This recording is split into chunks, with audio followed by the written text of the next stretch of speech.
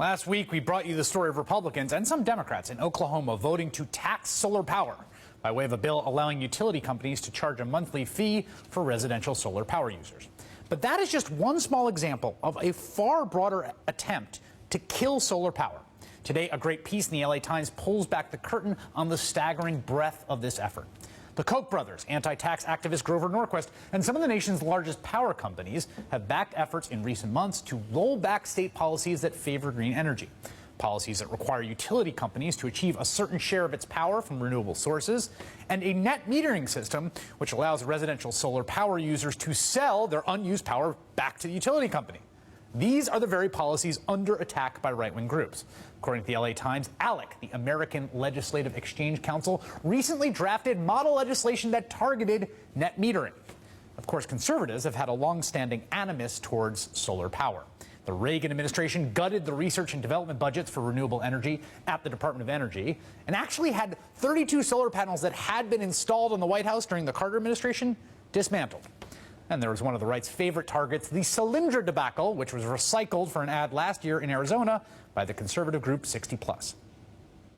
We've seen this before. The true engine of economic growth will always be companies like Solyndra. Connected companies getting corporate welfare. Now California's new Solyndras, Sunrun, and Solar City are getting rich off hardworking Arizonans. Again, that ad was part of a broader effort. In Arizona, according to the LA Times, a major utility and a tangle of secret donors and operatives with ties to ALEC and the Kochs invested millions to persuade state regulators to impose a monthly fee of $50 to $100 on net metering customers. Ultimately, a monthly fee of about $5 was imposed. There is a reason for all this ideological animus. Solar energy is the single biggest threat to the fossil fuel industry in this country.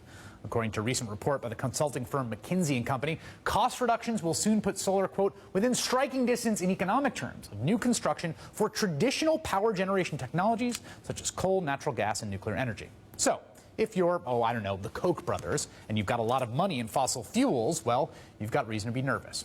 We asked Koch Industries to respond to claims made in the LA Times piece, but have not yet received a reply.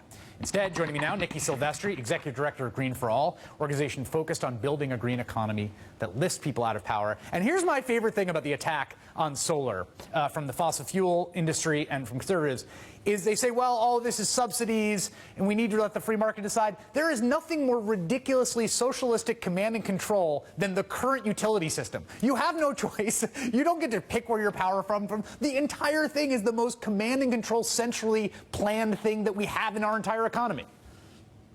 That is absolutely true, Chris. And you know, we really have to sit and think about, what are we talking about? What is the argument? Solar is good for all. It creates jobs, and it's healthy for us. And right now, there is monopoly when it comes to power companies. We don't really have a choice. But now that solar is starting to become competitive, there's starting to be arguments against it, is really what we're seeing. And the other part of this, of course, is all of this talk leaves out the biggest elephant in the room, which is climate change, which is that solar power is zero emissions. And all these companies and the Koch brothers have money invested in fossil fuel, to Exxon and whoever else that have money, they are polluting for free. They are not paying for that pollution right now. And so, yeah, if you don't charge them for the pollution, then it's got a pretty good cost profile on it. That's absolutely true. And it also leads you to ask the question, what are you actually arguing against? One of the biggest issues when it comes to climate change, and one of the biggest attacks from the right, is you can't have both solutions that are good for the environment and good for the economy at the same time. But then you look at something like solar. We're in desperate need of jobs right now. And the solar industry was growing 10 times faster than other sectors in the economy. If you want an argument about a win-win solution, you've got solar. And that's, I think, part of why it's such a threat. Is there a political constituency, as I read about this article, and I've been talking to folks on the front lines of these fights, is there a political constituency on the other side? I mean, who's going to the Capitol in Arizona or Maine or Oklahoma to fight against this kind of rearguard action by the fossil fuel industry? Well, you've got people on the ground that are really interested in ensuring that solar happens for everyone. And I want to make sure that I understand your question. Are you asking the question, who's on the ground who wants solar, or who's on the ground who's against solar? Exactly. Who wants solar? Who is defending solar against this sort of war that's been declared on it? Well, I've got a great example for you. We've got Volt Energy, which is an energy company that's in D.C. It's an African-American owned energy company, one of the few that's actually growing when it comes to solar. They put a solar project on a church. I'm actually going to be going to tour it this week for Earth Day. And this church has been able to use this solar project to educate entire African-American populations on energy efficiency.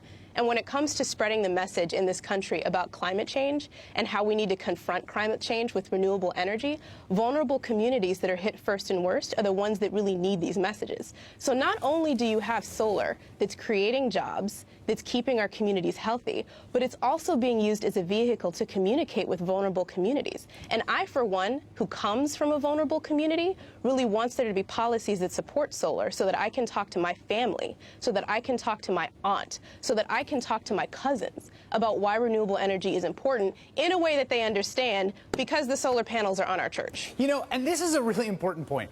Solar represents a threat to the current fossil fuel incumbents in the same way the That's internet right. did to the big broadcast companies or the big legacy media companies, which is you can't just build a little boutique coal fire plant on your local neighborhood church, right? There's no other, you can't build a little nuclear reactor in your basement or your neighbor's going to put in a nuclear reactor. Solar is distinct in this way in which it is so small and distributed that you can have it on a neighborhood church, you can have it on your neighbor's house, and that is really, really appealing, I think, to people. It absolutely is. It's the fact that solar is actually one of those ways that we can have green for all. Not only is it becoming widely adopted in the United States, but because of the creative financing efforts that are being made, because of the creative financing efforts that are being used to make sure that it's affordable, almost anyone is going to be able to afford solar soon. Which means, as I was saying, when it comes to vulnerable communities, if anyone can afford it, then it's actually a renewable energy source that anyone can use, which is incredibly exciting. Nikki Silvestri from Green to All, thank you very much. Thank you.